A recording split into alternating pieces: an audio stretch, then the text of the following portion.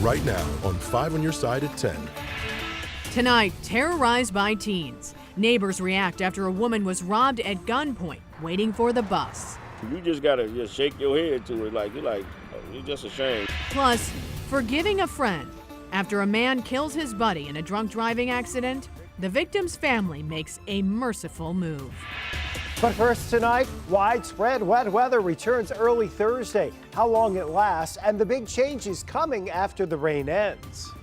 Rain is moving through parts of the bi-state region right now. More showers and storms are expected overnight. Good evening and thank you for being with us. I'm Ann Allred. And I'm Mike Bush. This is all ushering in a late arrival of cool fall air. Weather First Chief Meteorologist Scott Connell is tracking the rain and a big temperature drop. Yeah, Scott. big temperature drop as we head into the weekend. Maybe our first patchy frost for some of the outlying areas. None of that tonight, though. We are still well in the 60s, close to 70 degrees at this hour. And most of us at this point are still on the dry side. We've had some areas of showers today, and there are a few areas starting to develop here just to the south and southwest of St. Louis. But at the moment, not a whole lot out there. We did pick up some rain down to the south and southwest of St. Louis. It was a little more substantial, between a tenth and about a third of an inch for part of our southern counties. But in the metro, just a few hundreds. We do think that's going to change here as we head through the overnight hours. Showers and even a few rumbles of thunder will be on the increase. We're making a quick transition to some fall weather here heading towards the weekend. The early commute will feature rain increasing on Thursday. Some thunder possible in there as well. And then it is much cooler Friday into Sunday. We're tracking those temperatures and if there'll be any frost. Talking more about that in just a few minutes, Mike. And remember, the Weather First forecast is always at your fingertips. Just text the word weather to 314-425-5355 and we'll send it to your phone. New tonight, robbed at gunpoint while waiting on a bus. St. Louis police say it happened to a woman on the city's north side. As Robert Townsend reports, one of the suspects is just 14 years old. No doubt it was a frightening experience for a woman just waiting on a bus near Union and Natural Bridge Road. Investigators say she told St. Louis police around 9 Tuesday night she was standing at the bus stop when two strangers approached her and demanded her purse and cell phone. Something needs to be done. You just gotta just shake your head to it like you're just ashamed. Sure, the crime has people in this north side neighborhood talking, especially since police say the 19-year-old suspect's accomplice is just 14 years old. The armed robbery happened just down the street from Ricardo Jacobs' business. 14-year-old, somebody influenced him. I don't care from social media to, like you said, the older guy he was with. The woman wasn't hurt. Police say after robbing her, the teen and other guy ran off. A police officer and his K-9 tracked the two young suspects here in this alley just a few blocks away. Investigators tell us when they got here, they found both of them hiding in this dumpster, and they say the 14-year-old had the woman's stolen property on him. Police say they recovered a gun and found the woman's stolen items on the 14-year-old boy. They need to team up with these recreation centers, man. Get these kids somewhere to go. Very upset about this. They're out here all in nighttime, in the evenings, at night, robbing with weapons. Where are they getting the weapons from? That's a question the Urban League's Vice President of Public Safety is also asking. James Clark has been tracking recent teen-related crimes in St. Louis. He says the crimes are getting bolder and the criminals younger. We have to hold our young people accountable, but then we also got to offer them a way out. I'm not going to accept it as being the new norm. It's not the new norm. Robert Townsend, 5 on your side. The teen remains in a juvenile detention center. The man he was with is in jail. Tonight, St. Louis police are looking for an axe-wielding carjacker. The crime happened around 12:44 this morning in the 5600 block of Waterman Boulevard in the DeBolivar Place neighborhood. That's north of Forest Park.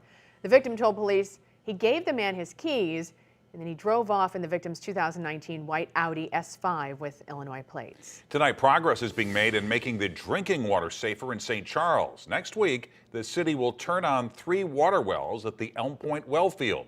They've been shut down for months due to contamination concerns. The city installed a new carbon filtration system to process water before it's pumped out to homes. The EPA found an Ameren substation was the source of the contamination and ordered the utility to clean it up. Ameren will test the water for the next 3 months. New tonight, a story of forgiveness and a fresh start. A man charged with DWI and manslaughter after he killed his best friend in a car crash was able to walk free today. It happened after the victim's own mother asked the court to let him go. Brent Solomon explains how she arrived at that decision. Brent? Hey guys, she tells me she didn't want to contribute to the revolving door. A man going to prison, getting out, and recommitting a crime because he's never learned how to be better. Instead, she supported a restorative justice program that she says works. I wanted him to be buried up under the jail. That's how Michelle Dismute felt 5 years ago when she learned her 15-year-old son, Nick, was killed in a tragic car crash. It was here, near Kings Highway in Vandeventer. Nick's best friend, Bruce Tolliver, was behind the wheel. You seen Bruce, you seen Nick, and if you didn't see Bruce, trust he was coming. Authorities learned Bruce was drunk at the time. Earlier this year, before sentencing, Mom says she heard her son speak to her right in the courtroom. And I hear Nick say, "Mom, stop this, stop it." And I said, "Your Honor, can I please say something?" I said, "I don't want him to go to prison." And then today I asked for him to be time served. Wednesday, the judge honored her request. She says she also did it because Bruce participated in a program that serves as an alternative to incarceration. For the last 9 months, Bruce has been with us in the nonviolence curriculum courses, doing group therapy, getting access to resources, doing amazing work to transform himself. So we helped him get connected to a construction trade, and he learned the trade and ended up getting a job in that. Through that program, Bruce and Nick's mom went to counseling together, returned to the scene of the crime, and even visited his grave site. It's created an unexpected bond that transformed her pain into forgiveness. Why would I want him to be another statistic? And I truly feel he's that one that made the mistake and he learned from it. I really do. And I know that my son is happy now.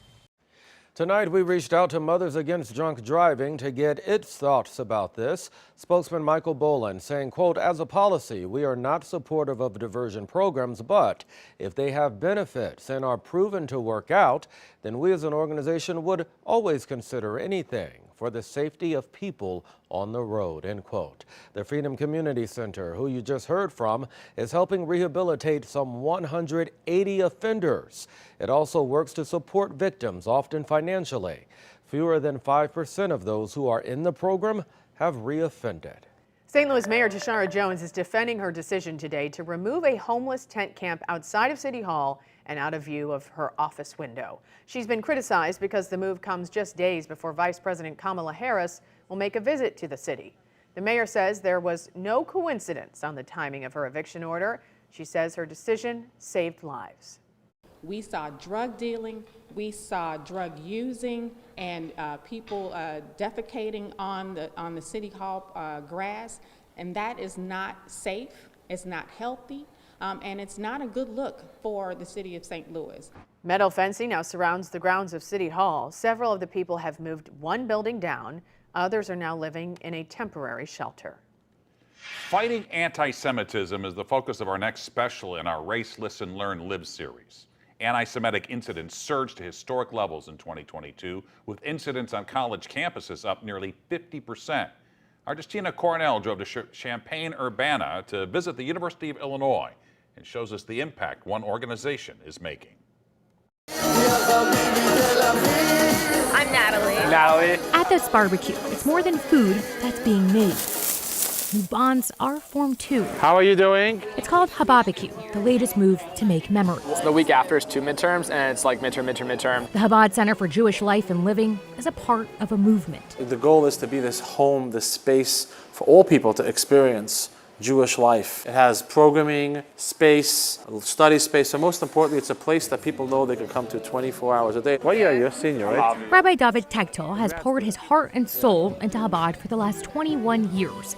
He's witnessed hostility and hate firsthand. Yes, I've had anti-Semitic issues. I've had my menorah desecrated in my old building. A new report from the Anti-Defamation League finds these anti-Semitic incidents on college campuses jumped by 41% from 2021 to 2022, with nearly 3,700 incidents nationwide.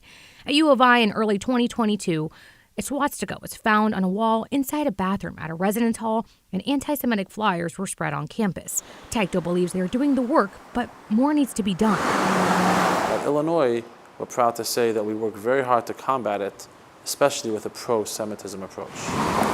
While the hate can bring division, Tagto only wants to unite. I met a student once that carved an 11.5-inch swastika in a table in a bar. And through my contacts, I found out who it was. And I said, do you realize what you did? He's like, no. A lot of hate comes from misunderstanding. So this is the ark where we store the Torahs. Understanding the troubles is Junior Jaden Pazel, president of the Jewish fraternity Alpha Epsilon Pi. I've definitely realized the importance of Chabad and the importance of just like that Jewish community here. Pazel is learning lessons beyond the classroom. He's now looking out for more than 100 members. Making sure everyone's safe is definitely something that I always keep in the back of my head. So you all live together? Yeah. That's exciting. That's why Chabad has become a home away from home.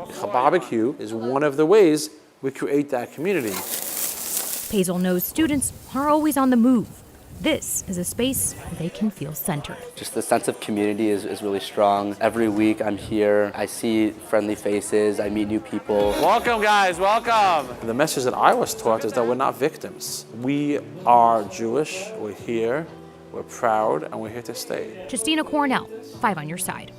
And join us tomorrow night at 7 for Race, Listen, Learn, Live, Fighting Anti-Semitism. It's sponsored by the St. Louis Kaplan Feldman Holocaust Museum. A Holocaust survivor will share her story, and you're going to hear about local efforts to fight anti-Semitism.